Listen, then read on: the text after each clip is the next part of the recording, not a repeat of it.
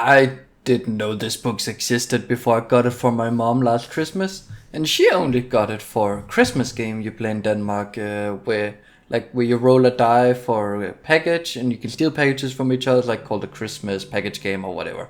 And she had no idea about this book either. Like, she just looked at it and went, yeah, that's in English, and I don't think he owns this book, so we'll go with it. And she's right. It is in English, and I do not own it. So she's correct on both accounts. Right. I'm not a huge horror fan, and it's not because I get scared. I'm just not a fan of the genre. When it comes to the movies, I often just find them plain old boring or just like gross but not scary.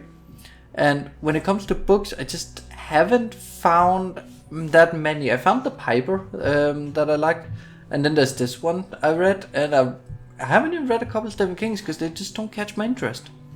But I figured this is a short book, large text font, only 400 pages, so I was like, why not give it a chance?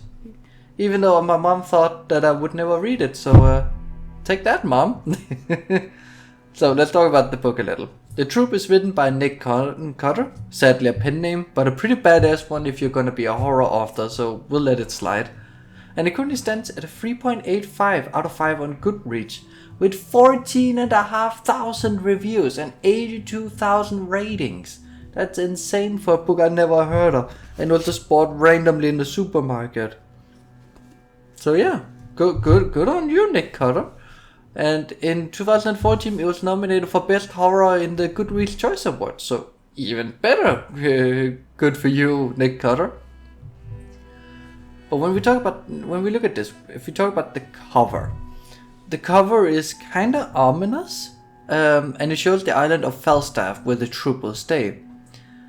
The thing is, it's ominous, but it's not scary looking, especially not the island. The ominous part is mainly from the weather and the title font and the font, like the troop, and then with this font, definitely screams horror. The rest is kind of meh.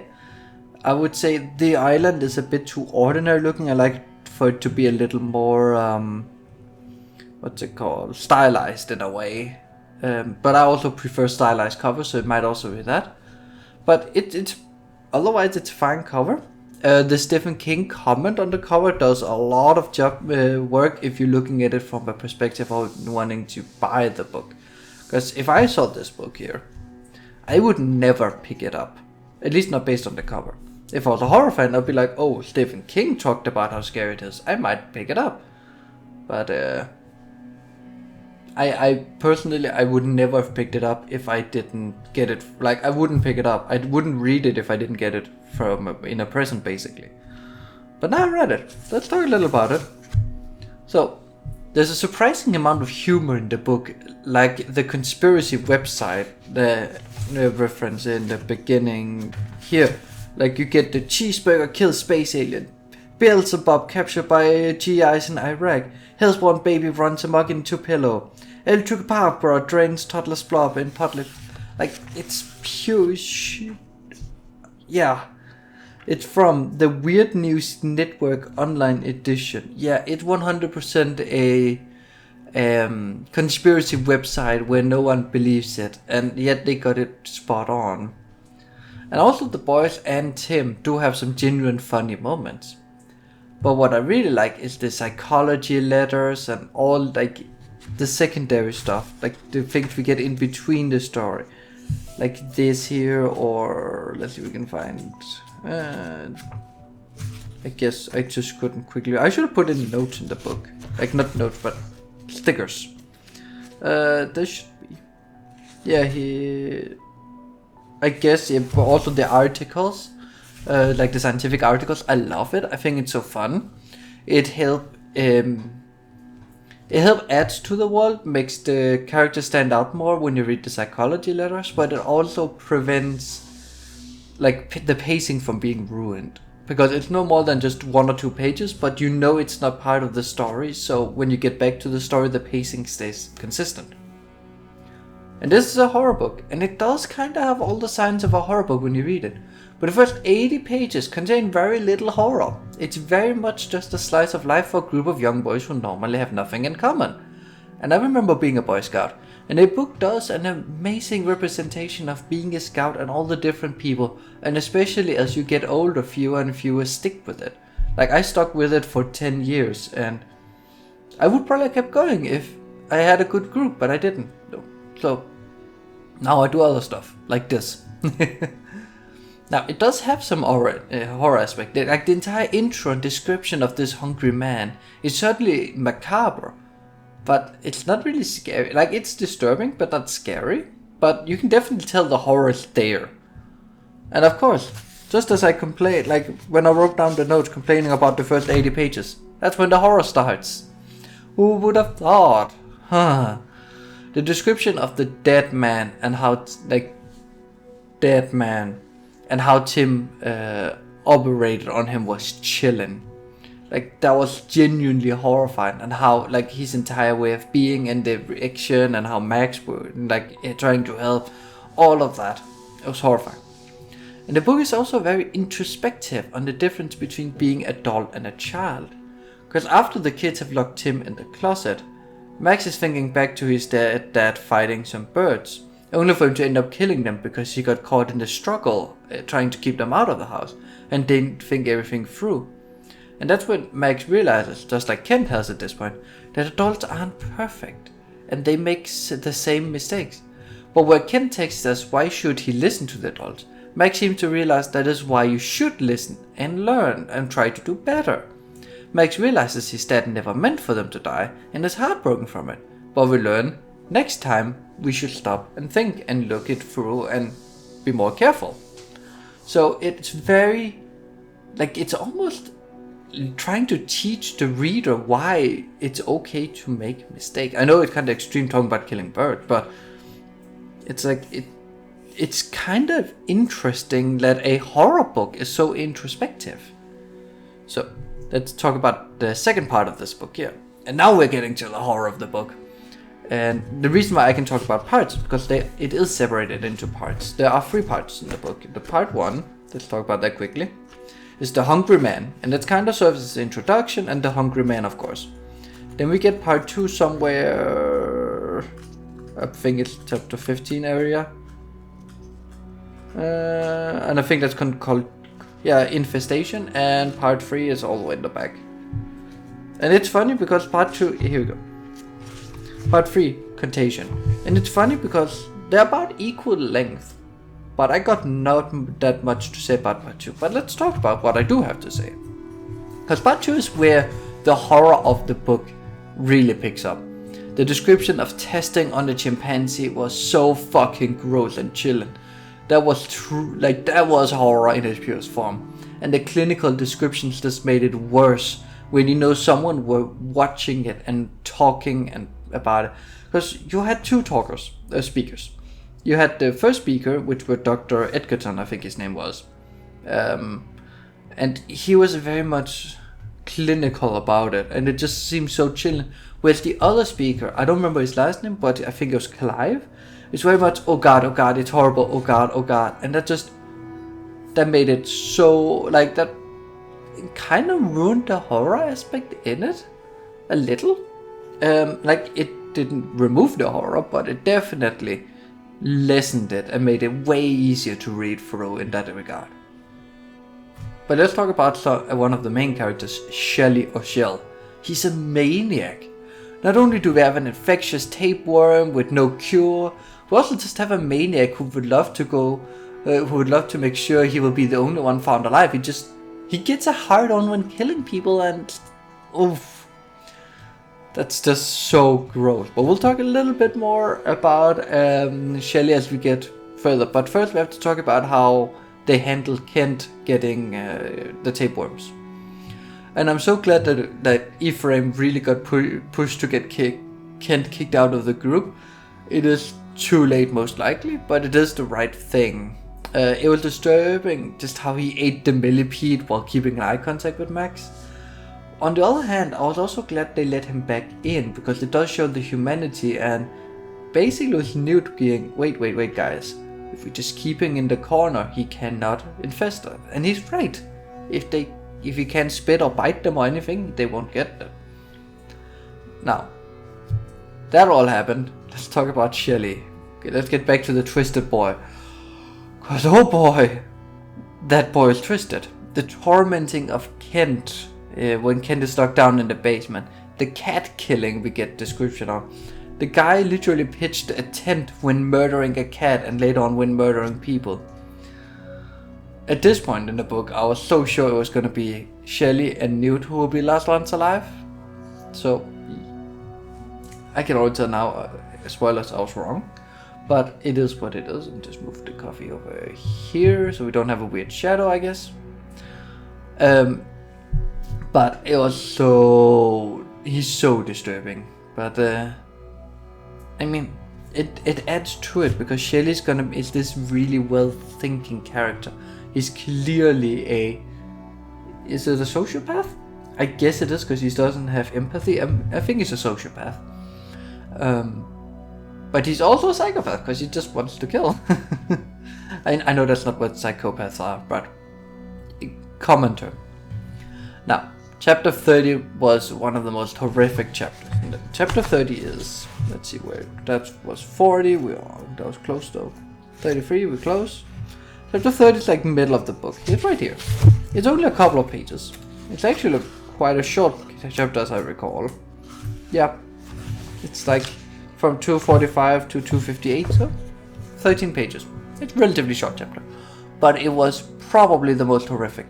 Not because it was scary, but because of the humanity it showed.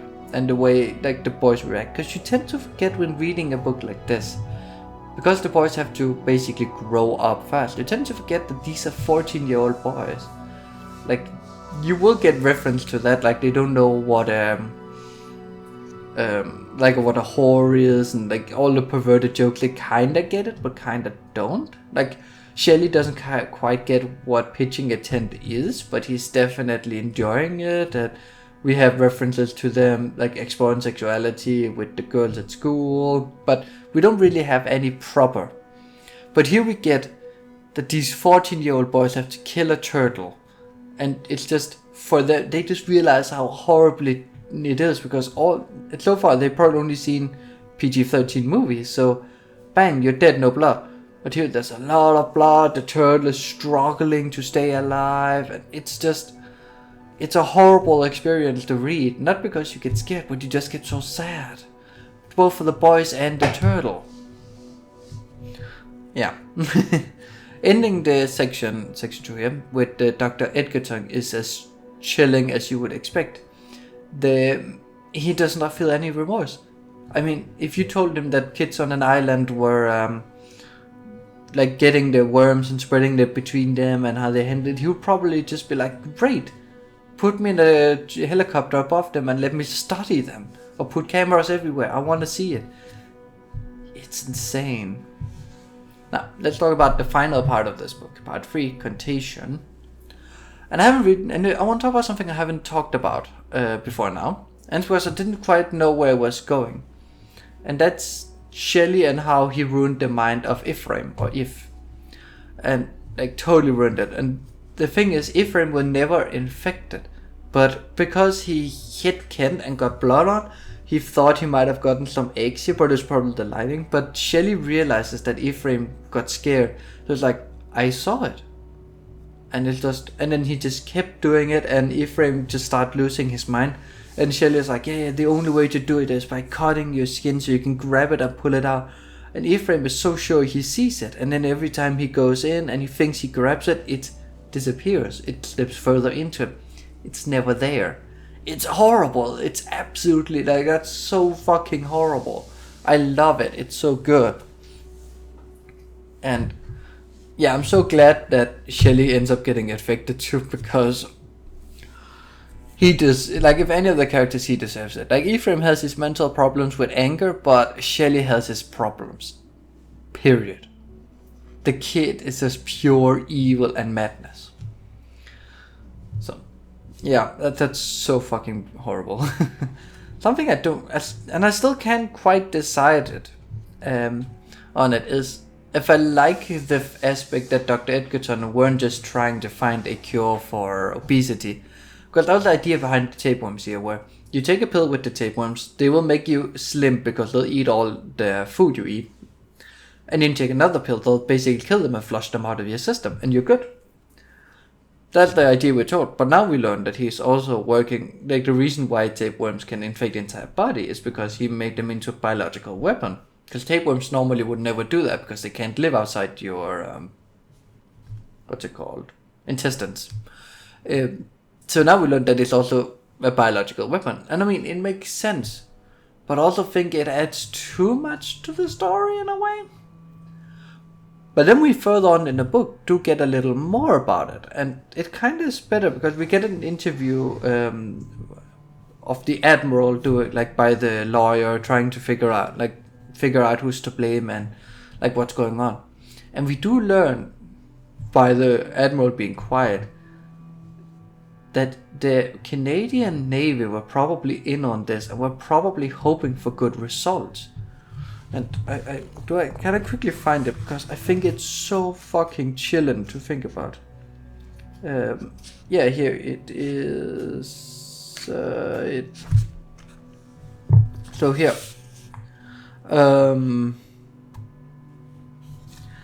So it starts. Where can we start it out? So.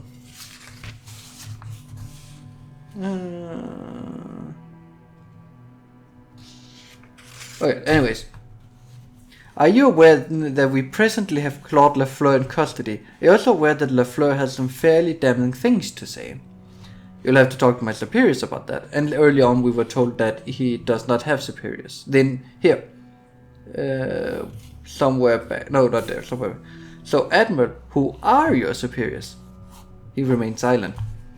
Are you saying that even admirals take orders from someone? He remained silent.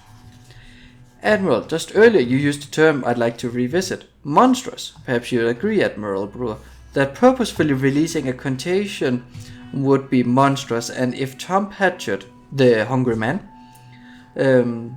were that contagion, Admiral, then wouldn't it stand to reason that Falstaff Island could be seen as no less than a giant petri dish, and the event that occurred there no less than an unsanctioned experiment on children? Witness maintained silence. Wouldn't that just be absolutely monstrous, Admiral? Wouldn't that be the most inhuman thing you could ever imagine? Witness remained silent. That's so fucking chilling to think about. Because that's indirectly the Admiral admitting that is what happened, or else he would deny it, of course. So yeah, up until this point the book is a really good horror book, but let me talk about the final fifth of the book. Because that's when, for me, the entire horror aspect of it removed. And that's when Shelley basically turned into a monster. And it removed so much of the horror. The book was unsettling, it was disturbing, but as soon as he turned into a wild monster, I lost all feelings of horror. And I know it's metaphorically he's a monster and not physically. But the entire description and the way he acts, like, his mind gets broken. And I just think that ruined it for me. But I do really like the ending though. Even if it was a little predictable, standard. I do have one question though about it. How did Max, all the worms, hide from the military and the scientists? They did constant testing on him once he got back. Well, until the end, and find nothing. I guess it's alluding that the experiment that the Admiral were part of, like that they were hinting at in the interview, were never concluded and they knew. But still, it's a little of a weaker ending. So let's talk about a conclusion for this book here. The Troop is a fairly standard old school horror book in the style of Stephen King. Even in the acknowledgement, Nick Carter does mention Stephen King's Carrie as a huge inspiration. And you can see that with the cutaways. And it works really well and it fits the story. But when it comes to the actual horror, the book starts out a little slow. And looking back, I think that's really good. We get some good establishments of the group and especially the boys and their internal dynamics. Once the worms and the horror starts, it never lets go. And I like that a lot. It's like, no horror, lots of horror, keep going. And that's good. That's what we want. We get some good establishment of the group and we get some good horror afterwards. And I think Kodak did a really good job keeping the horror in the psychological aspect, even when we get all the gory parts. The problem for me starts at the last fifth of the book, when Shelley turns into a monster. Again, I know it's more of a metaphorical description, but his mind is still broken and a monster at this point. And I think that is... I don't think that's the correct thing to do. I think until the end he should just have been the smart boy he is and been a maniac, but stayed smart. I think the only way Newt and Max should have gotten away from him is by fleeing or killing him right before they leave the island. I think that would have been so much better. Make him a threat all the way up to the end, but a clever threat, not just a random monster. For me, all the horror disappeared at last fifth, and then it ended up I just treated it as an ordinary fantasy book with a monster in it. But it wasn't a bad read. It isn't for me, since I'm not a fan of horror. But if you're a fan of stories like Carrie and general the classic Stephen King horror style, Nick Cotter's The Troop will be a pleasant read for you. So for any horror fans out there who haven't read this book, I honestly think you should. Now, have you read this book? What did you think about the book? And yeah, please leave a like, comment and subscribe for more. And next time, I'm not sure what book we'll be reading. Actually, so we'll see. My name's Lightning, and I'm signing out.